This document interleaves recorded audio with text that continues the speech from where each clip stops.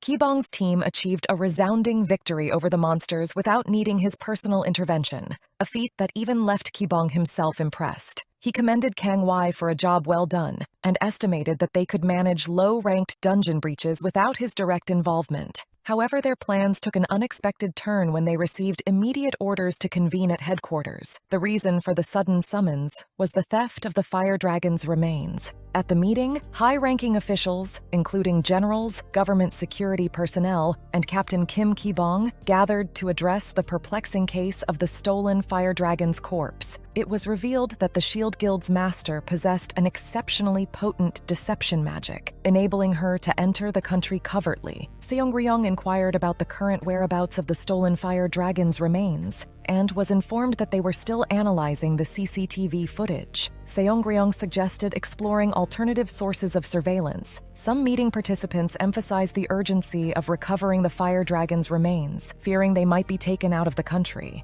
The value of the Fire Dragon's remains was deemed immeasurable, due to no country or organization officially clearing an 8-star dungeon before.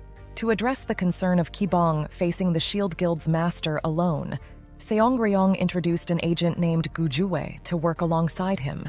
Gujue's sudden appearance surprised some attendees, and the director questioned Seong-ryong's decision to call her back without prior notice. Seong-ryong explained the urgency of the situation and the need for Gujue's expertise. While some doubted Gujue's ability to assist Ki-Bong, the director reminded them of an agent called Tamer, who had successfully evacuated Seongdam citizens during the Battle of Seongnam without any casualties. It was revealed that Tamer was an 18-year-old Gujue. Gujue considered the most experienced agent in the National Intelligence Service, working under her real name.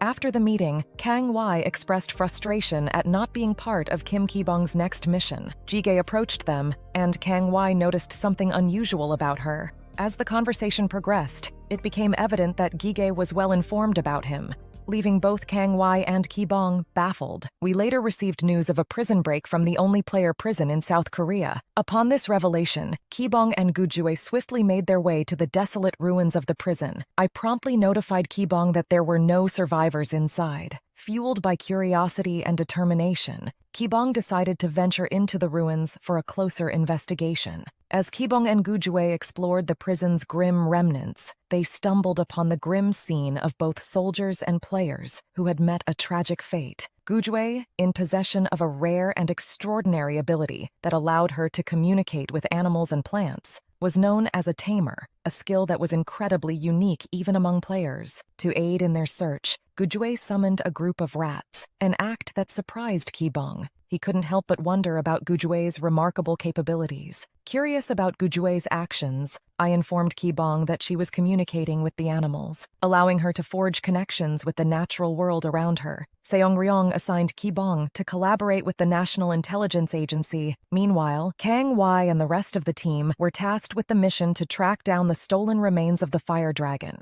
Gujue skillfully employed her avian companions to pinpoint the Shield Guild's location. Ki-Bong seized the opportunity to inquire about the guild's master. Gujue provided a chilling description of the master, characterizing her as a formidable figure who had awakened early and possessed unparalleled strength, coupled with a ruthless nature. Gujue further disclosed that the Shield Guild's master didn't hesitate to sacrifice civilians in her relentless pursuit of power and the annihilation of monsters. Ki-Bong and Gujue eventually reached the Shield Guild's location. With my assistance, Ki-Bong devised a strategy to minimize casualties and gather crucial information. He proposed a coordinated assault from the right side of the location. They initiated this plan, and upon entering the warehouse, they encountered immediate resistance from the 2 guards stationed there. Gujue summoned a cat that swiftly quelled the guards' aggression, and the team converged with Urum and Tarim. Wait a minute, hold on. This is starting to sound like something out of Looney Tunes or some kind of comedic skit.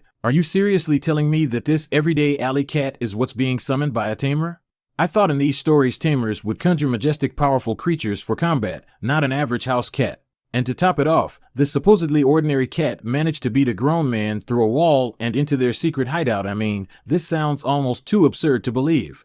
It's like the phrase pussy whip just got a whole new, bizarre meaning. But this does make for a good entrance with them coming out of nowhere like, that cat is bigger than the 2 of them. Urum brandished a return stone. In an attempt to thwart her, Gujue commanded her cat to attack, intending to halt Urum. However, to their astonishment, two of Urum's associates underwent a transformation into monstrous beings. They easily overcame Gujue's cat, leaving Ki-Bong with a nagging sense of familiarity with these creatures, as they resembled the monsters they had previously encountered in the dungeon. Urum challenged them to try and stop her if they could defeat the monsters, leading to a confrontation. The two monstrous entities launched an assault, but Ki-Bong swiftly intervened. He then set his sights on Urum, who was in the process of activating the return stone. Ki-Bong unleashed a relentless attack, ultimately breaking through Urum's protective barrier. Despite her desperate struggle, Urum and Tarum managed to escape using the return stone. Gujue, on the other hand, harbored suspicions that the adversaries were hatching a clandestine plan. Gujue conveyed her certainty that Urum would not go down without a fight, and they both suspected that the individuals responsible for stealing the fire dragon's corpse were affiliated with the Shield Guild. Ki-Bong raised questions about why Urum hadn't taken the corpse abroad yet, prompting Gujue to explain the impossibility of teleporting the fire dragon's remains across borders due to its unique magical properties. Ki-Bong mulled over the purpose behind the stolen dragon's corpse and recollected the humanoid monsters they had encountered. Kang Wai got in touch with Ki-Bong and informed him that they had discovered the thieves' whereabouts. Ki-Bong requested to speak with the vice captain, who revealed that they were en route. Ki-Bong decided to join them. However, their mission was swiftly disrupted by the sudden appearance of a reanimated monster corpse. Without hesitation, Ki-Bong took swift action, obliterating the threat. He then carried Gujue to their next location that was a few miles away. Upon landing, where she expressed her relief at their prompt arrival using Ki-Bong Airlines, I intervened to provide crucial information to Ki-Bong. I reported a magical anomaly and widespread deception magic enveloping the city, confirming the presence of Park Urum. Furthermore, I conveyed that Ki-Bong had developed immunity to status conditions. As they moved further into the city, Gujue began to notice tiny particles in the air, prompting her to consume an immunity potion to fortify herself against enemy magical attacks. Meanwhile, the city's inhabitants were undergoing a bizarre transformation into human monsters, a phenomenon I was asked to analyze. I determined that they had fallen victim to an unidentified form of magic, and explained that eliminating the source could halt this process. Gujue inquired whether they should engage with the afflicted individuals, but Ki-Bong insisted on avoiding unnecessary conflicts, recognizing that they were still essentially human. Speed was their priority. Thus, Ki-Bong instructed me to locate the origin of the magic. I recommended seeking higher ground, as the inhibitory magic seemed to grow stronger with elevation. Ki-Bong left Gujue behind and rapidly ascended a tall building, where he faced a formidable assault from humanoid monsters. Although the creatures aimed to exploit their numerical advantage, Ki-Bong's prowess allowed him to vanquish them with ease. Once atop the building, Ki-Bong requested my assistance in pinpointing the magic's origin and Park Urum's whereabouts. After some time, I successfully identified the source of the monstrous transformation magic, consisting of a central device and 4 auxiliary supply units. However, I cautioned Ki-Bong that the main device could only be destroyed if all 4 auxiliary supplies were simultaneously dismantled. Otherwise, they would regenerate automatically. This revelation left Ki-Bong visibly frustrated. I also reported that there were individuals within the city who remained unaffected by the magic. Ki-Bong returned to UA with a solution in hand, and we immediately set off to gather the other unaffected teams. Ki-Bong's arrival with UA was timely, and to our pleasant surprise, all the teams we needed to locate were already assembled, showing relief and delight upon seeing us. Ki-Bong took charge and laid out the plan to defeat the enemies and rescue the citizens by simultaneously taking down the mana supply towers strategically positioned throughout the city. Kang Wai and the vice captain were assigned to Sector 1, UA to Sector 2, Yuban to Sector 3, and Yui to the 4th sector. I emphasized to Ki-Bong the importance of destroying the mana supply within a 30-second window to prevent regeneration. Ki-Bong set a strict deadline for the group, specifying that they needed to eliminate the magic source precisely at 2:30, and then every 3 minutes thereafter, to prevent any potential regeneration. With words of encouragement and wishes of good luck, the teams dispersed to their respective designated locations to execute the plan. Ki-Bong encountered a group of monsters blocking his path and swiftly began eliminating them. However, he then unexpectedly encountered Park Tarim. Ki-Bong questioned if he intended to obstruct him without possessing the White Dragon sword. Tarim, realizing that he had no real chance of winning this confrontation, initially reached for a drug to perhaps level the playing field. However, he had a change of heart and chose not to use it. Tarim explained that his sister was in the vicinity and, despite the dire circumstances, couldn't just let Ki-Bong go despite the situation. Tarim boldly initiated an attack on Ki-Bong, but Ki-Bong's agility and combat prowess allowed him to effortlessly dodge and block Tarim's strikes. Ki-Bong responded with a swift and powerful kick that sent Tarim flying through the air. This pattern of attacks and counterattacks played out several times, leaving Tarim struggling to regain his footing. Yet no matter how many times Ki-Bong put him down, he kept getting back up. During a brief pause in their intense exchange, Ki-Bong questioned Tarim's choice of not becoming a monster, a decision that seemed to put him at a significant disadvantage. Tarim, despite his difficult circumstances, maintained his sense of pride and replied that he wouldn't sacrifice it. Ki-Bong reminded him that mere pride wouldn't be enough to shield those he cared about. With a heavy, deliberate stomp, Ki-Bong incapacitated Tarim, bringing an end to the confrontation. Tarim's encounter with Ki-Bong seems to have had a profound impact on him, but did Ki-Bong even move before deciding to end the fight? If so, he was really looking down on the guy, but still, it's evident that their first encounter had a significant effect on Tarim.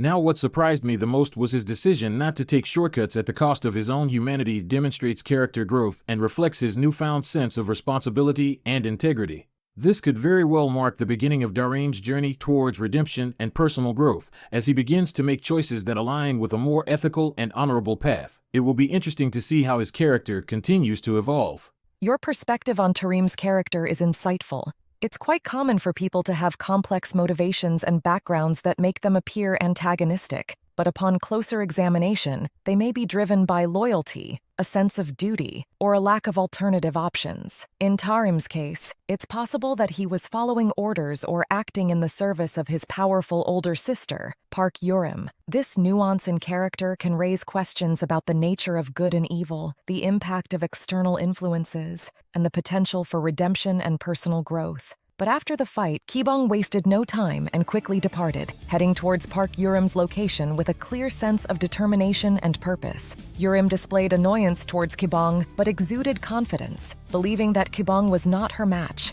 She then took control of the people below, with the intention of luring them towards Ki-Bong to test whether he would harm innocent civilians. As Ki-Bong approached the building, he noticed the infected individuals gathered there. Yurim launched an attack towards Ki-Bong, but I warned him that dodging it could put the civilians in danger. I recommended that he block the attack, and Ki-Bong successfully nullified Yurim's assault. However, her attack persisted, narrowly missing her and escalating her fury. Yurim jumped down, landing amidst the civilians, and confronted Ki-Bong. She accused him of arrogance for causing chaos in her absence. In response, Ki-Bong made a heartfelt request for Yurim not to surrender, but she laughed it off and dismissed the idea. Yurim then sprouted wings and asserted that facing her would lead to Ki-Bong's defeat. She proceeded to instruct the infected people to attack Ki-Bong.